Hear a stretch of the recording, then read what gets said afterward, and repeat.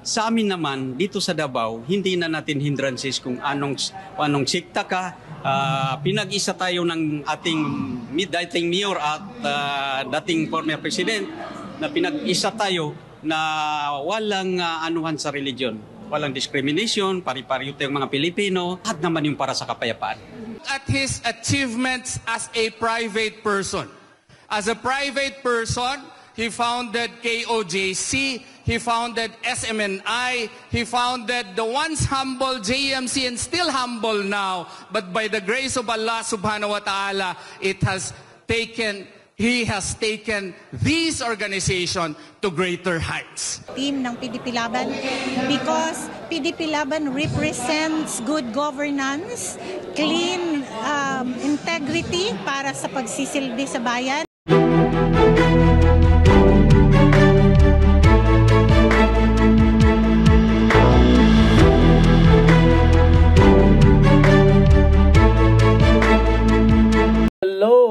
Formal na pong ipinakilala ang senatorial lineup ng PDP Laban under by former President Rodrigo Roa Duterte.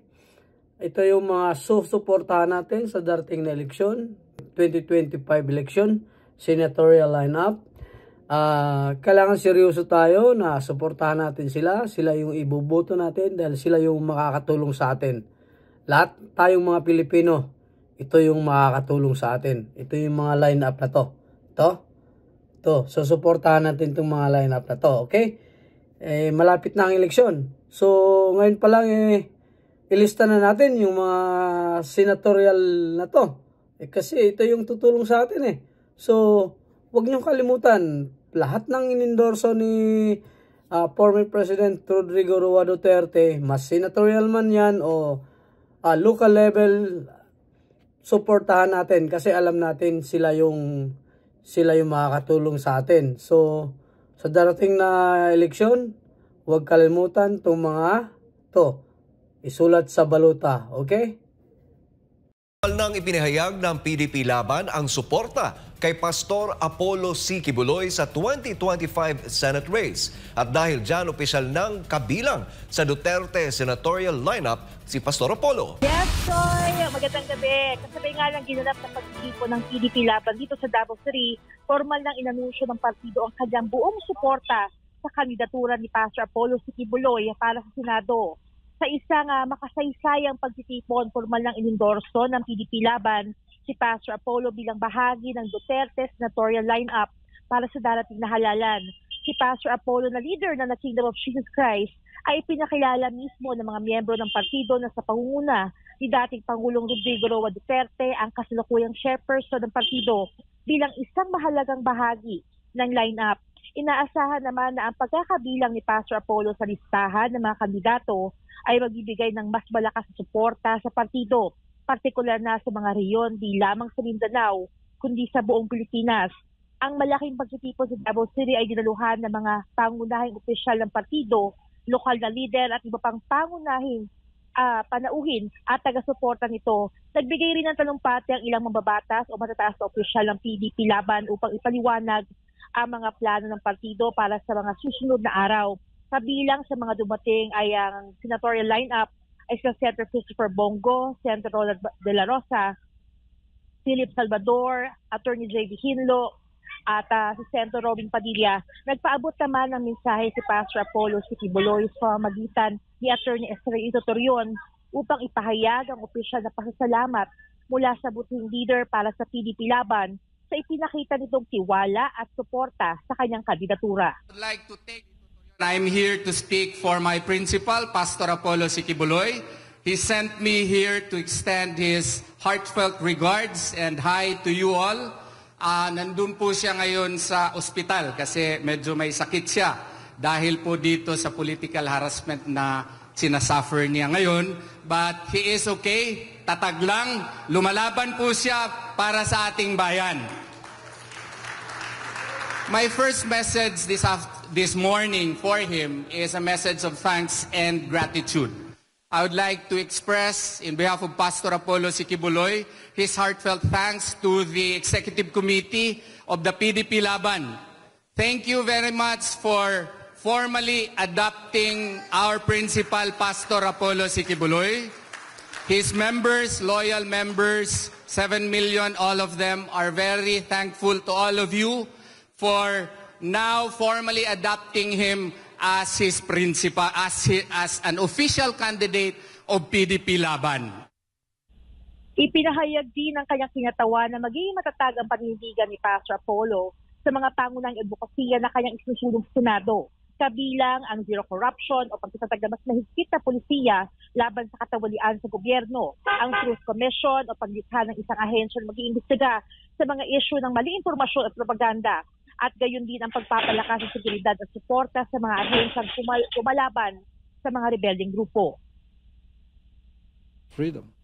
And look at his achievements as a private person. As a private person, he founded KOJC, he founded SMNI, he founded the once humble JMC and still humble now, but by the grace of Allah subhanahu wa ta'ala, he has taken these organizations to greater heights. Without any buds of corruption, without any hint of any irregularities whatsoever. So if you bring this man to the Senate with his intelligence and his love for the country, I do believe that this country will move forward, not only because of himself, but because of his advocacies and because of his love for our country. Bukod sa opisyal na pag-endorso kay Pastor Apollo, tinalakay rin ng PDP Laban ang iba pang mahalagang isyu sa bansa, kabilang na ang pagpapalakas ng ekonomiya, pagtiyak ng kapayapaan at kaayusan, at ang pagsusulong ng interes ng mga Pilipino sa harap ng kasalukuyang mga hamon. Speaking of Pastor Kibuloy, kaibigan ko yan.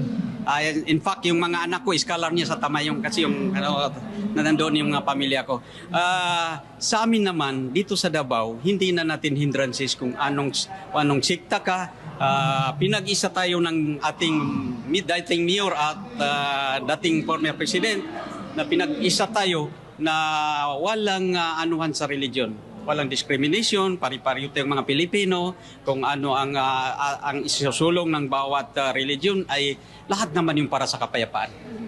So anong sabi niyo, sir, na si Pastor po kasama na natin? Yes, napakagandang pagkakataon kasi si Pastor sinusulong din namin ng mga Muslim dahil po sa ang kanyang advokasya ay kapareho ng advokasya ni President Duterte na siyang minahal ng mga Muslim.